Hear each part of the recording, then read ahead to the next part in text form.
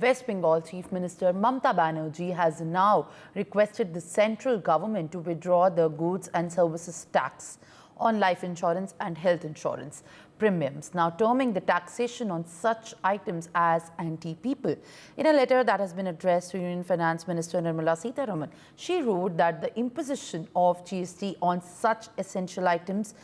increases the financial burden of the common people. Now, both life insurance and medical insurance premiums attract a GST rate of 18%.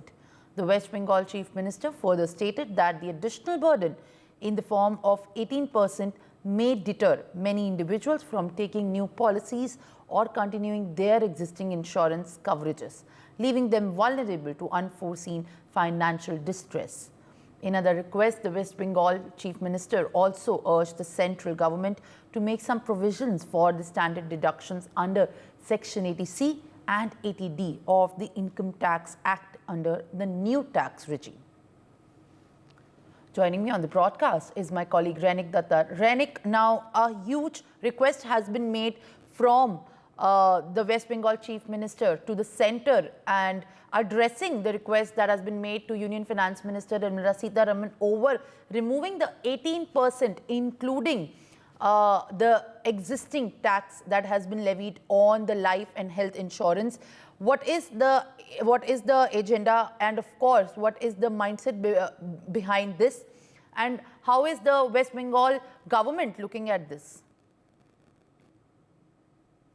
तरफ से union finance minister Nirmala Sitharaman को जो चिट्ठी भेजा गया है, इसको लेकर पहले भी ममता बनर्जी की तरफ से बात बोला गया था, क्योंकि बजट आने के बाद से ही ये जो लाइफ इंश्योरेंस और हेल्थ इंश्योरेंस है, इनके ऊपर जो 18% जीएसटी है, इसको लेकर ममता बनर्जी की तरफ से बयान दिया गया था कि इस तरीके से लाइफ इंश्योरेंस और हेल्थ इंश्योरेंस का जो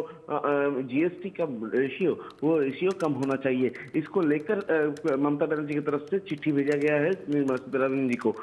और इस चिट्ठी में सिर्फ जीएसटी का बात नहीं, उसके साथ साथ ही जो न्यू टैक्स रिजिम है उसमें under section 80C and 80D के तहत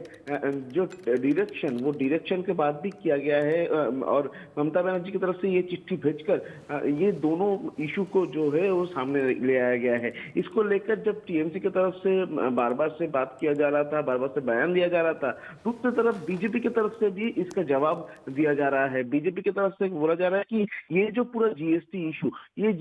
इशू निर्मला सीतारमण जी से पहले जीएसटी काउंसिल के होना चाहिए, और जीएसटी काउंसिल को ये पूरा बात वेस्ट बंगाल का जो फाइनेंस मिनिस्टर है उनके तरफ से रखना चाहिए। इस तरीके का बात भी बीजेपी की तरफ से बोला जा रहा है। दूसरी तरफ अगर देखा जाए तो यूनियन बजट आने के बाद से ही ममता बनर्जी बार बार से बजट को लेकर, या ममता बनर्जी का जो लीडर्स है, जो एमपीज है, उनकी तरफ से बजट को लेकर बार बार से हिट किया जा रहा था इंडिया गवर्नमेंट को। और इसके बाद ममता बनर्जी की तरफ से ये जो चिट्ठी भेजा गया है, ये तो एक तरफ बोल सकते हैं कि मेनली तो एजेंडा है कि ये जो दो चीज, ये जो जीएसटी है लाइफ इंश्योरेंस और हेल्थ इंश्योरेंस में, इसके ये और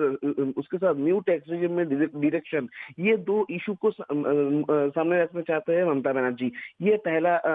हो सकता है एजेंडा। दूसरी तरफ एजेंडा हो सकता है कि ये जो पूरा यूनियन बजट आया है, इसको लेकर जिस तरीके से विरोध टीएमसी की तरफ से दिखाया जा रहा है, उसमें भी एक नया पार्टिसिपेशन ममता बनर्जी, सीएम ममता बनर्जी की तरफ से किया जा रहा है एनडीए गवर्नमेंट के खिलाफ में, इंडिया अलायंस के होकर, ये भी बोल सकते हैं। ये दोनों एजेंडा को मद्देनजर रखते हुए ममता बनर्जी की तरफ से जो चिट्ठी भेजा गया है, ये बहुत ही महत्वपूर्ण है यूनियन बजट के लिए। For more such videos, subscribe to the NewsX YouTube channel, hit the bell icon.